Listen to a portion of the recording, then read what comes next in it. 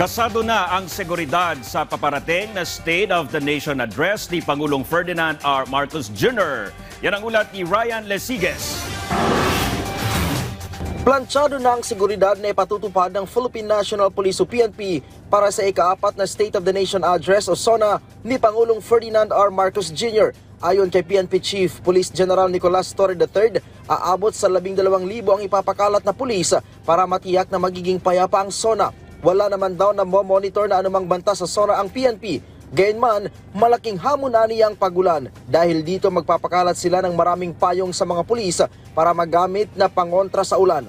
Para makisukob ba ang mga realista o isang payong na lang. Huwag nang magkagulo, isang payong na nga lang, late na ng payong ay magkagulo pa. Huwag na. So marami tayong payong na i-deploy para kahit na umulan, umaraw, maging komportable at maging okay ang security environment para makapag-deliver ng maayos ng SONA niya ang ating presidente. Sa Hulyo 26 o 2 araw bago mag-SONA ay sisimulan na ng PNP ang kanilang advanced deployment habang sa umaga naman ng mismong araw ng SONA ang kanilang full deployment. May advanced command post tayo na itatayo na sa Batasan Police Station sa 25 na at ito ay magiging operation center natin sa buong aktibidad. Patuloy tayo nakipag-coordinate sa Presidential Security Command at sa Sergeant-at-Arms ng Kamara. Samantala sinabi naman ni Torre na plaplansyahin pa nila ang ibang mga patakaran na ipapatupad sa SONA. Nanawagan naman siya sa mga reliyista at planong magsunog ng effigy na humingi ng permit sa local government unit dahil mapanganib ang usok na dala ng pagsusunog.